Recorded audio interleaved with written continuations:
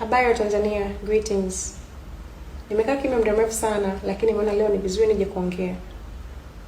Kuna unyanyasaji mkubwa sana unaendelea dhidi yangu ambao siwezi tena kufumbia macho.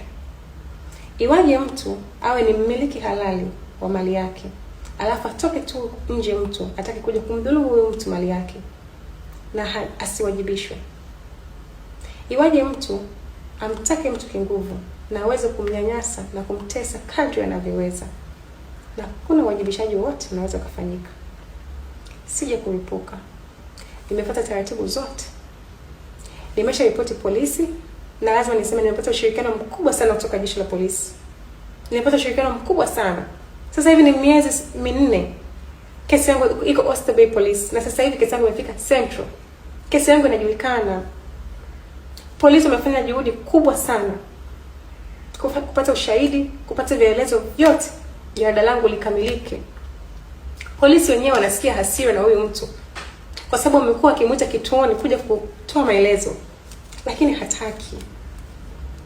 Amekuwa akifanya kiburi kwa jeshi la polisi.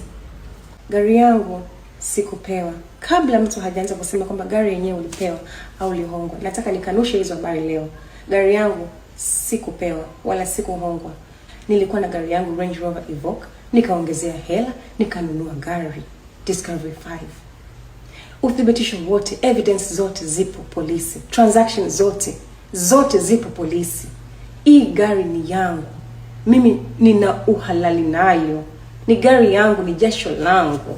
Iwaje mtu atumie uongo tu wa hapa na pale ili kusudi tu mimi nisipate mali yangu, ili kusudi tu mimi nikubali kuwa naye? Mheshimiwa Rais, nakuja kwako na kuomba. Ni wewe tu ndio unaweza ukatoa order huyu baba wajibishwe.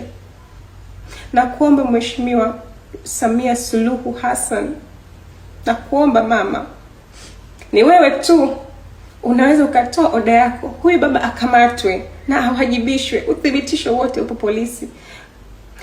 Kesi yangu iko Oyster Bay Police. OCD Abdalla anaijua, OCS wa Central anaijua. Kila kitu kipo kwenye file langu, uthibitisho wote na ushahidi wote.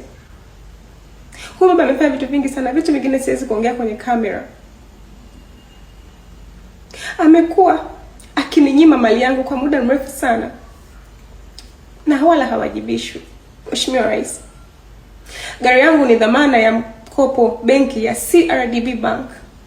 Ilifika kipindi CRDB Bank wakanipa maagizo mimi kwamba nikalete gari nyingine kama nahitaji kuendelea na mkopo, au nilipe mkopo wao kwa mkopo wote. Kwamba gari yangu imepotea tu. Kwa kama nataka niendelee na mkopo nilete gari nyingine. Mheshimiwa Rais, sikuweza kukubali. Nikasema kama gari ikipotea mimi najua bima inalipa. Gari inapoteaje? Kama bima hailipi basi gari ipo, ikarejeshwe. Iwaje mimi nateseka kiasi hichi? Huyu baba ameshaikuuza habari kwenye media house ya rafiki yake kwamba mimi sina documents halali za mali yangu, za gari yangu, ili kusudi tu popote ninapoenda mimi nisiaminike.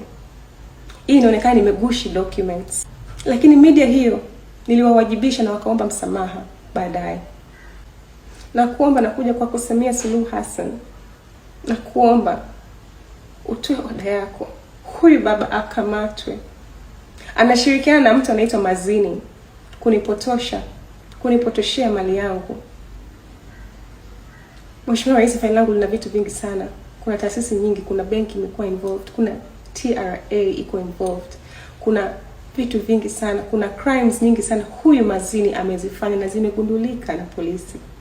Polisi ilikuwa very invested kwenye kesi yangu kwa sababu ilikuwa inahusisha taasisi nyingi, na kuna vitu vingi sana polisi wamevifumbua na vina uthibitisho, lakini uwajibikaji haujafanyika mpaka leo.